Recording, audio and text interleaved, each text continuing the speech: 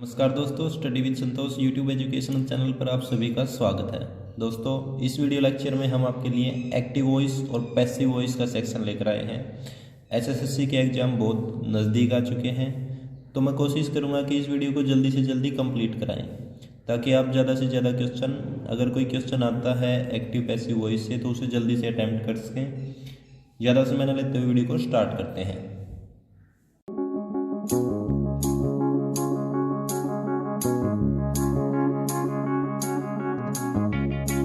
एक रिक्वेस्ट और भी है दोस्तों, आपको साउंड में थोड़ी प्रॉब्लम आ सकती है, क्योंकि जहाँ पर हम रेगुलरली पढ़ाते हैं वहाँ पर आज है नहीं। तो वीडियो को स्टार्ट कर लेते हैं, active voice and passive voice. ठीक है, तो हमारा जो सेंटेंस होता है, सेंटेंस जो हमारा होता है, उसका जो स्ट्रक्चर होता है वो किस प्रकार से होता है। किसी भी सेंटेंस का पहले सब्जेक्ट दिया होता है, ठीक है, उसके बाद एक वर्ब दी होती है, और उसके बाद एक ऑब्जेक्ट भी दे देते हैं। ठीक है, ऐसे हमारे सेंटेंस का क्या होता है, स्ट्रक्चर होता है। सब्जेक्ट, उसके बाद एक वर्ब और उसके बाद एक ऑब्जेक्ट। ये हमारे एक्टिव सेंटेंस का स्ट्रक्चर है, एक्टिव सेंटेंस का। अगर हम इसको पैसिव बनाते हैं तो कैसे बनाएंगे? जो हमारा ऑब्जेक्ट है उसको सब्जेक्ट के स्थान पे ले आएंगे, ठीक है, और जो हमारा सब्जेक्ट है उसको ऑब्जेक्ट के स्थान पे ले जाएंगे। साथ में क्या लगाएंगे? बाई लगाते हैं यूजुअली। और जो वर्ब है, वर्ब में है जो वो मेन चेंजेस होते हैं। चेंजेस तो देखो सब जगह ही होंगे, तभी एक्टिव से पैसिव बनेगा। वर्ब में क्या चेंजेस होते हैं? देखो, वर्ब कितने प्रकार के होते हैं। पहले तो वर्ब हो सकती है वर्ब की फर्स्ट फॉर्म में, ठीक है, वर्ब की सेकंड फॉर्म में, वर्ब की थर्ड फॉर्म में, या फिर वर्ब की आईएनजी फॉर्म में हो सकती है।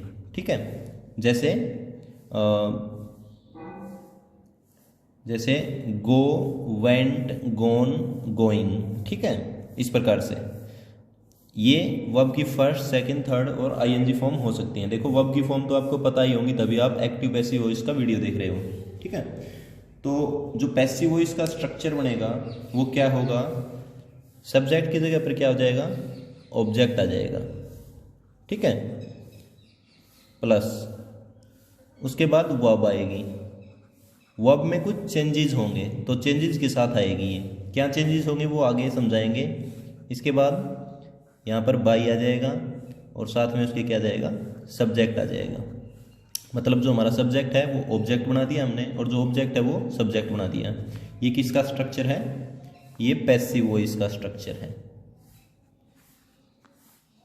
हालांकि एक बात तो और ज़रूर होगी, अगर देखो, अगर हमारा सब्जेक्ट है तो वो सब्जेक्टिव केस में ही रहेगा, तो ऑब्जेक्ट सब्जेक्ट जरूर बन जाएगा, लेकिन वो सब्जेक्टिव केस में बनेगा। ये भी मैं आपको आगे समझाऊंगा। तो देखो, अब वर्ब कैसे चेंज होगी ये देखना है हमें। वर्ब में क्या चेंजेस होंगे?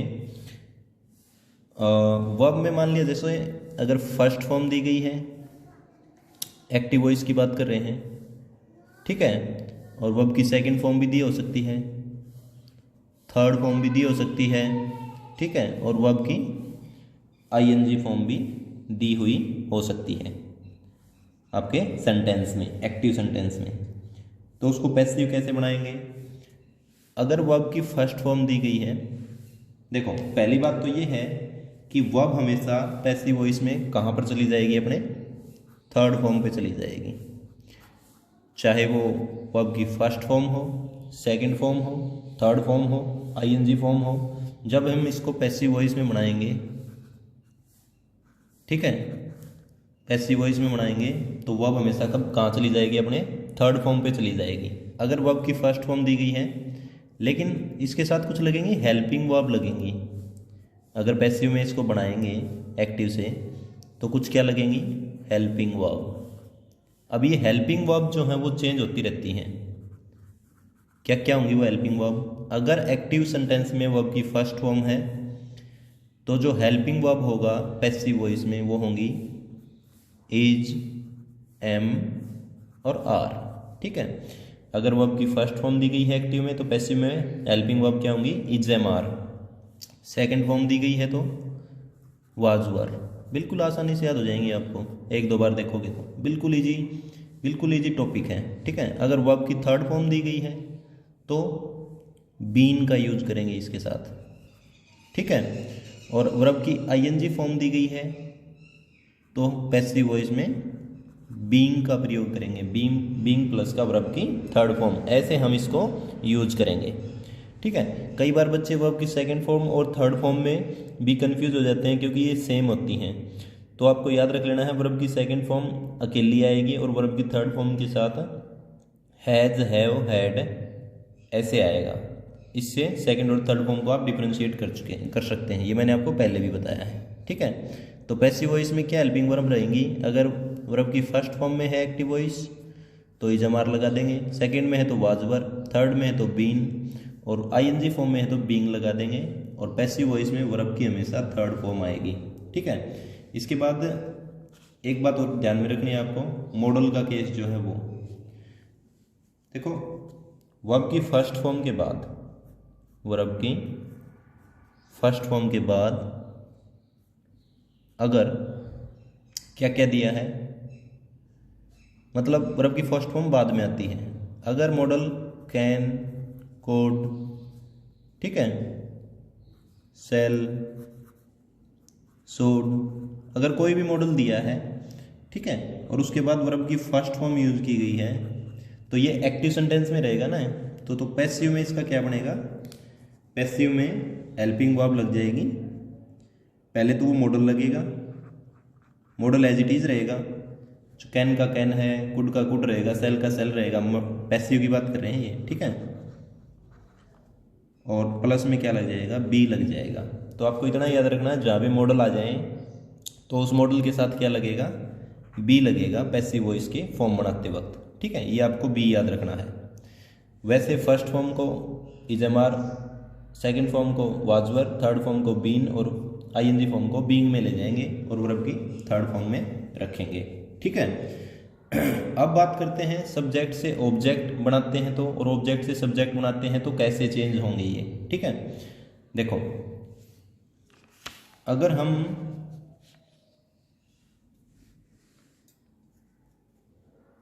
सब्जेक्ट टू ऑब्जेक्ट, ठीक है, या ऑब्जेक्ट टू सब्जेक्ट चेंज कर रहे हैं तो वो कैसे होंगे, इंटरचेंज कर लेते हैं इनको। ठीक है, एक दूसरे में होंगे ये।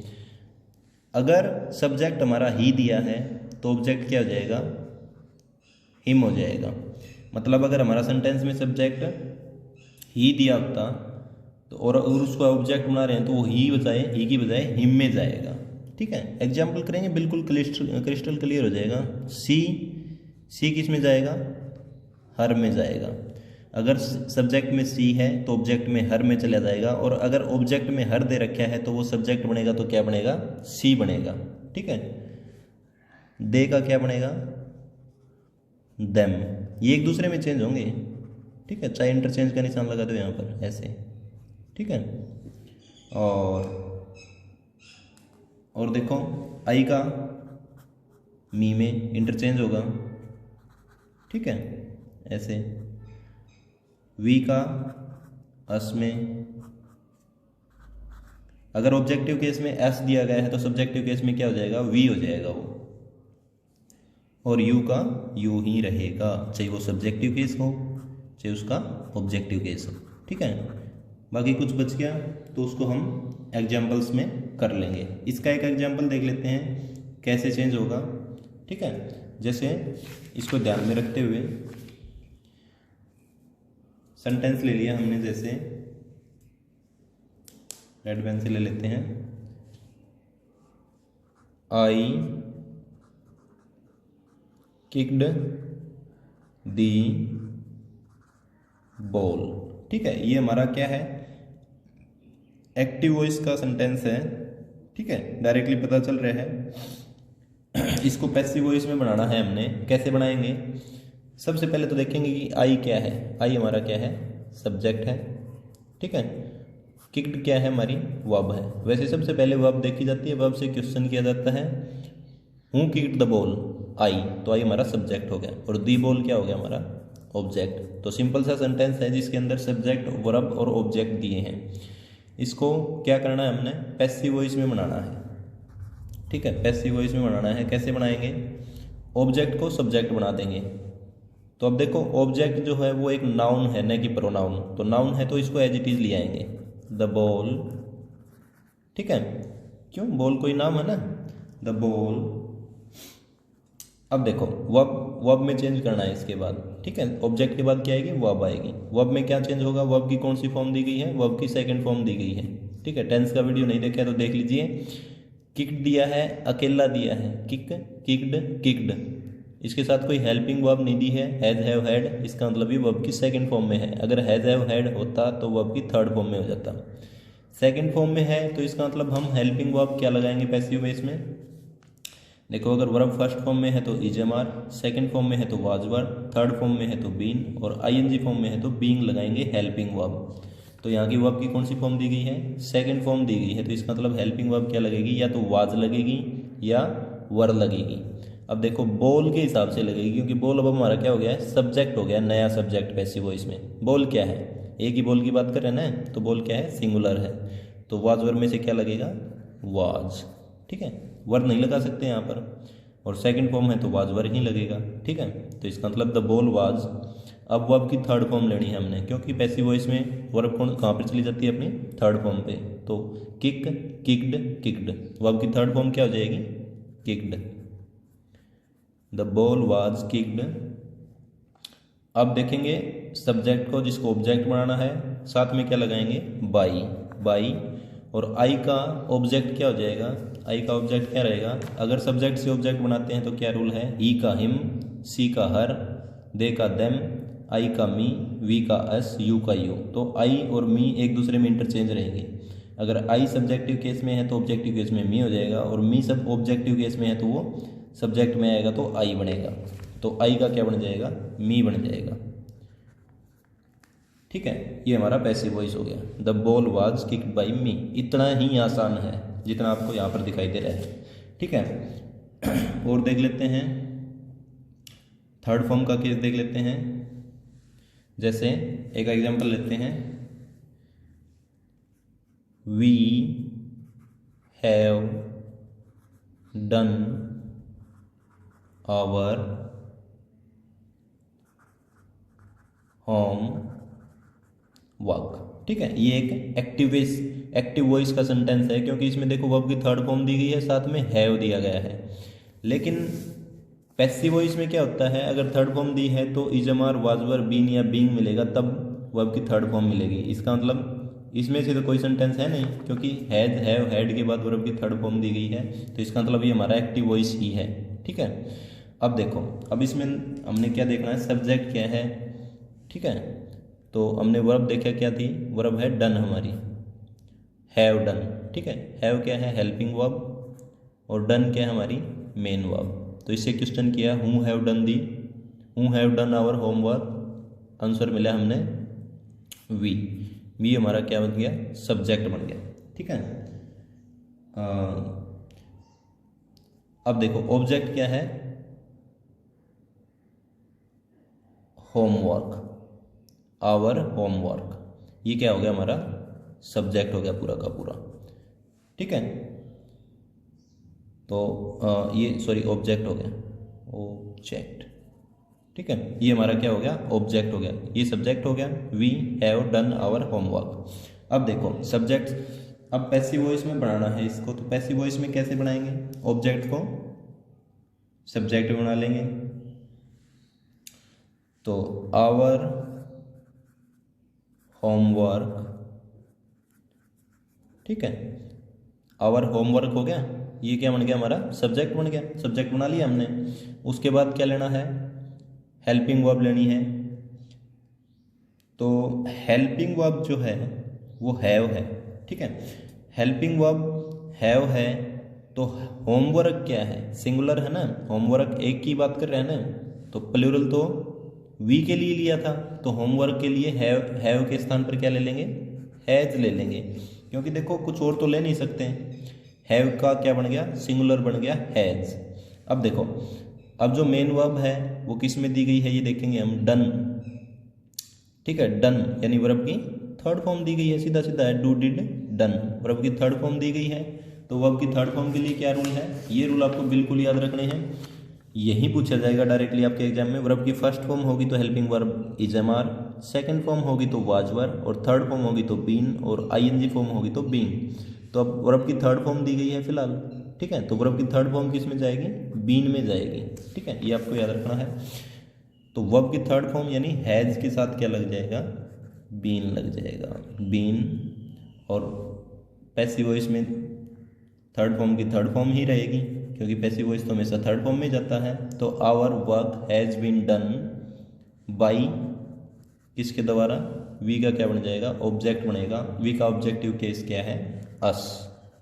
तो our homework has been done by us. इतना ही आसान है, बिल्कुल आसान है, बिल्कुल भी आपको समस्या नहीं आएगी। एक दो बार आप करके देखोगे तो सारा आपको हो जाएगा क्लियर। एक मैं मॉडल का केस भी ले लेता हूँ, ठीक है। I will ask A question, ठीक है। जैसे ये ले लिया हमने सेंटेंस एक्टिव वॉइस का, I will ask A question, ठीक है। तो विल आस्क हमारी क्या होगी, वर्ब होगी।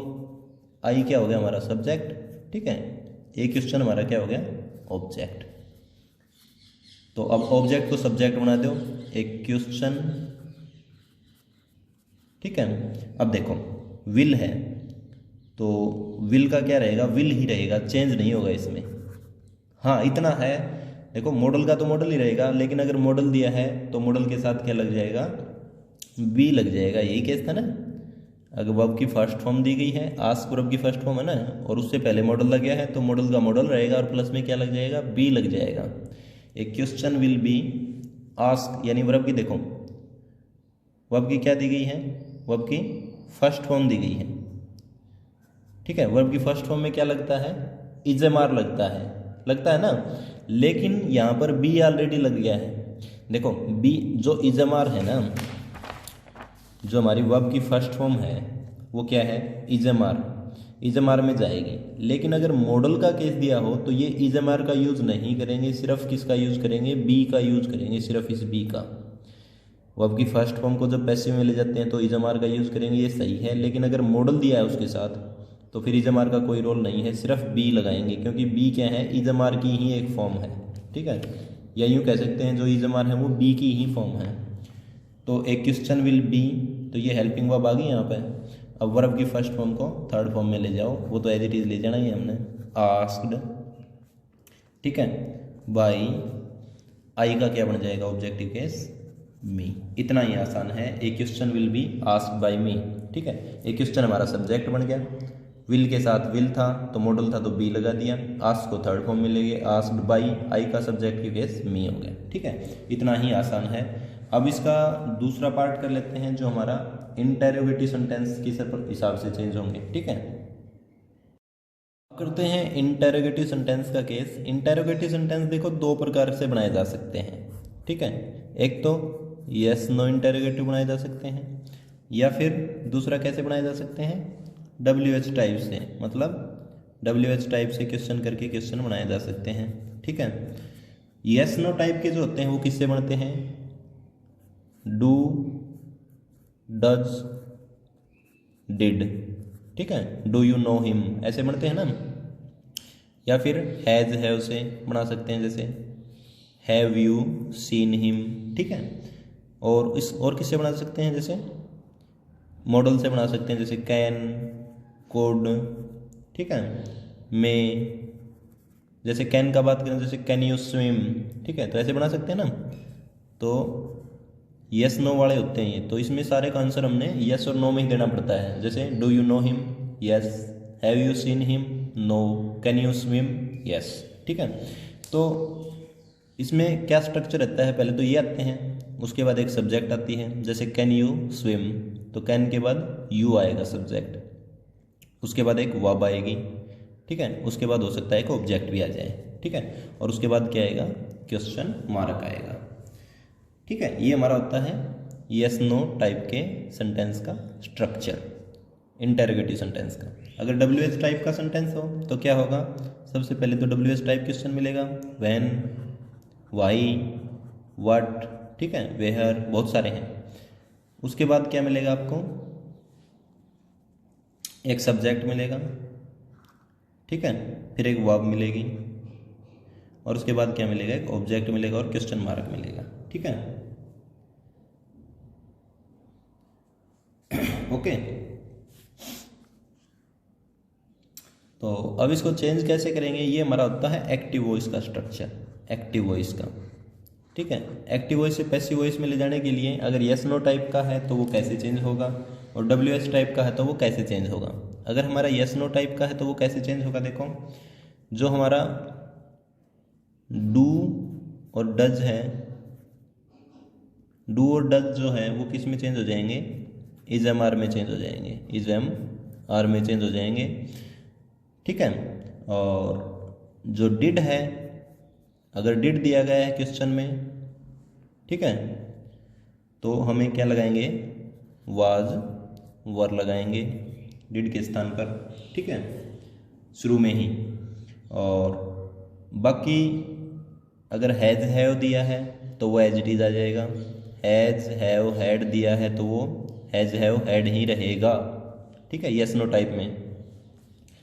और इसके अलावा अगर मॉडल दिया है तो मॉडल का मॉडल ही रहेगा, मॉडल में भी कोई चेंज नहीं है, पीछे भी कोई चेंज नहीं हुआ था, और एज इट इज़ मॉडल में यहाँ भी मॉडल का मॉडल ही आएगा, ठीक है। ये तो हो गए changes, do does did has have had और कैन कुड यानी मॉडल में। तो do does is am are में जाएगा, वा इज एम आर में जाएगा, और डिड वाज वर में जाएगा, हैज़ हैव हैड का हैज़ हैव हैड ही रहेगा, और मॉडल का मॉडल ही रहेगा। हाँ, अगर मॉडल है तो इसमें पैसिव वॉइस में क्या आ जाएगा, बी जरूर आ जाएगा, ठीक है, इसमें भी वही आएगा। अब देखो बाकी चेंजेस वही हैं, ऑब्जेक्ट क्या बन जाएगा, सब्जेक्ट बन जाएगा, और सब्जेक्ट हमारा ऑब्जेक्ट बन जाएगा, उसके बाद ऑब्जेक्ट आएगा, ठीक है। उसके बाद क्या आएगी, वर्ब आएगी, वर्ब किस में जाएगी, अपने थर्ड फॉर्म में जाएगी। ये मैंने आपको पहले भी बताया था कि वर्ब हमेशा पैसिव वॉइस में जाएगी तो थर्ड फॉर्म पे ही जाएगी। और उसके बाद जो हमारा सब्जेक्ट है बाई लग के सब्जेक्ट आ जाएगा, ठीक है। और उसके बाद क्या जाएगा, क्वेश्चन मार्क आ जाएगा। ये हमारा पैसिव वॉइस का स्ट्रक्चर रहेगा। डू डज है वो इज एम आर में, डिड है वो वाज वर में, हैज़ हैव हैड का हैज़ हैव हैड और मॉडल का मॉडल प्लस बी, फिर ऑब्जेक्ट, फिर वर्ब की थर्ड फॉर्म, फिर सब्जेक्ट। ये हमारा होगा यस नो टाइप के इंटरोगेटिव का स्ट्रक्चर। अगर डब्ल्यू एच टाइप का दिया गया है तो इसमें एक चेंज रहेगा, जो हु है वो किस में चला जाएगा, पैसिव में जाएगा जब होम में, ठीक है, बाई लग के होम में चला जाएगा। अगर होम दे रखा है तो वो बाई लग के होम में चला जाएगा, ठीक है। बाकी एज इट इज़ रहेंगे, बाकी सारे क्या रहेंगे, वैन का वैन रहेगा, ठीक है, वाई का वाई रहेगा, वट का वट रहेगा, ठीक है, ये एज इट इज़ रहेंगे। इसके बाद एक बात आपको ध्यान में रखनी है, उसके बाद आएगी हेल्पिंग वर्ब, ठीक है। हेल्पिंग वर्ब इसके तुरंत बाद आएगी। अगर पैसिव वॉइस में हम बना रहे हैं तो हेल्पिंग वर्ब इसके तुरंत बाद आएगी। इस पर क्वेश्चन बना देते हैं। इसके बाद आएगा ऑब्जेक्ट, ठीक है, ऑब्जेक्ट के बाद वर्ब की थर्ड फॉर्म हो जाएगी यहाँ पर, क्योंकि वर्ब हमेशा थर्ड फॉर्म में जाती है, और बाई लग के क्या आ जाएगा हमारा सब्जेक्ट, और ये क्वेश्चन मार्क, ठीक है। ऐसे इसका स्ट्रक्चर रहेगा। बस आपको ये बात याद रखनी है कि जब एक्टिव से पैसिव वॉइस में जाएंगे तो ये तो डब्ल्यू एस टाइप तो एज इट इज उठ के आएंगे, सिर्फ एक में चेंज होगा, हूँ है तो बाई हूम हो जाएगा, हूम है तो बाई हु हो जाएगा। उसके बाद हेल्पिंग वर्ब आएगी एक, ये बात मोस्ट इंपॉर्टेंट है, हेल्पिंग वर्ब आएगी उसके तुरंत बाद, ठीक है। उसके बाद ऑब्जेक्ट, वर्ब की थर्ड फॉर्म और उसका सब्जेक्ट बाई लग के, ठीक है। कुछ एग्जांपल कर लेते हैं जो आपकी थोड़ी बहुत समस्याएं हैं वो भी हल हो जाएंगी। एक इसका ले लेते हैं, एक इसका ले लेते हैं, ठीक है। तो पहले लेते हैं यस नो टाइप का, ठीक है। Do you understand, do you understand what I mean, ठीक है। दोनों ले लिए एक साथ इसमें। अब देखो इसमें वर्ब क्या है हमारी, अंडरस्टैंड, अंडरस्टैंड, अंडरस्टूड, अंडरस्टूड, यही वर्ब है ना। और सब्जेक्ट क्या है हमारा, यू, हूँ अंडरस्टूड यू, और व्हाट आई मीन क्या हो जाएगा हमारा, ऑब्जेक्ट हो जाएगा इसमें पूरा का पूरा, ठीक है। अब देखो डू को चेंज करना है तो आपको रूल पता है, डू और डज किस में जाएंगे, इज एम आर में जाएंगे। तो इज एम आर में जाएंगे, इज में आ जाएगा या तो एम में जाएगा या तो आर में जाएगा। ऑब्जेक्ट हमारा क्या बन जाएगा, सब्जेक्ट बन जाएगा। व्हाट आई मीन, ठीक है। अंडरस्टैंड किस में चला जाएगा, और अब की थर्ड फॉर्म में चला जाएगा, अंडरस्टूड, ठीक है। और बाई लग के सब्जेक्ट किस में आ जाएगा, ऑब्जेक्ट में। यू का ऑब्जेक्टिव केस क्या रहता है, यू ही रहता है, ये तो आपको पता ही है। तो अब देखो इज एम आर में से कौन सा लेंगे, तो हमारा जो ऑब्जेक्ट था वो सब्जेक्ट बन गया। व्हाट आई मीन, ये देखना है हमें सिंगुलर है या प्लूरल है। तो व्हाट आई मीन क्या है, सिंगुलर है। मेरा क्या मतलब है, तो वो एक ही मतलब की बात कर रहे हैं, तो व्हाट आई मीन सिंगुलर ही है, तो ये एम और आर नहीं आएंगे। Is what I mean understood, understand का क्या हो गया, अंडरस्टूड बाई, और सब्जेक्ट का ऑब्जेक्ट बन गया, यू का यू हो गया, ठीक है।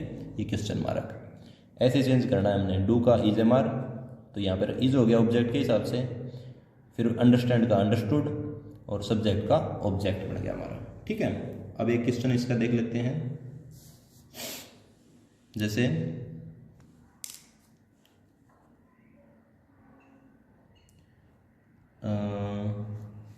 एग्जाम्पल देख लेते हैं।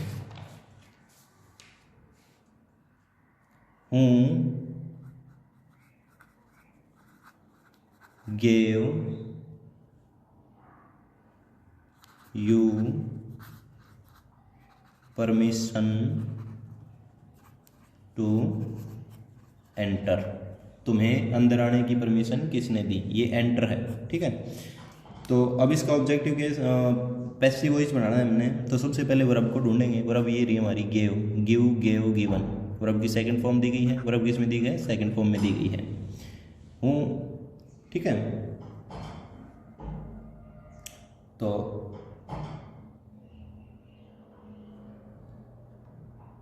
ठीक है, जैसे अब इसमें इस सेंटेंस में देखो, who gave you permission to enter, तो इसमें वर्ब की सेकंड फॉर्म दी गई है। हूँ को चेंज करेंगे, किस में जाएगा, बाई होम में चला जाएगा, बाई होम, ठीक है, बाई होम।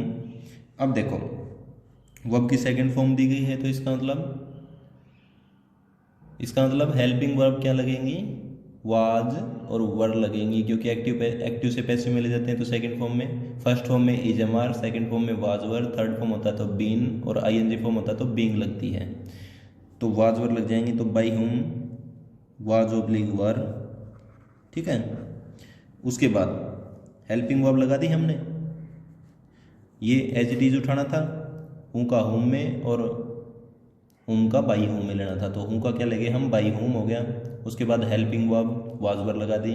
उसके बाद ऑब्जेक्ट क्या हमारा, यू,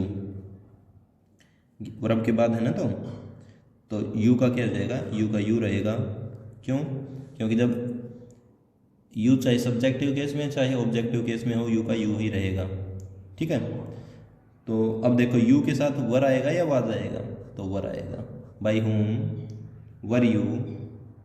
अब गेव का क्या हो जाएगा, देखो अब ऑब्जेक्ट के बाद क्या आएगा हमारा, वर्ब की third form, give, gave, given, given, ठीक है। उसके बाद permission to enter, permission to enter का परमिशन टू एंटर लास्ट में ही रहेगा। इतना सिंपल है। जब आप इसके एग्जाम्पल देखोगे जो दिए होंगे आपके एग्जाम्स में, तो वो इतने आसान लगेंगे आपको। हूँ का बाई होम दिखेगा दूर से ही, गेव का वर्ब की थर्ड फॉर्म गिवन, यू का यू दिखेगा, ठीक है, परमिशन टू एंटर बन गया क्वेश्चन। बाकी WH क्वेश्चन दे रखे हैं वो एज इट इज उठेंगे, हूँ को बाई होम में और होम को बाई होम में हम लेके चलेंगे। तो ये था हमारा इंटेरोगेटिव सेंटेंस को कैसे एक्टिव से पैसिव में ले जाएं। अब देख लेते हैं कुछ दूसरे इंपॉर्टेंट केस।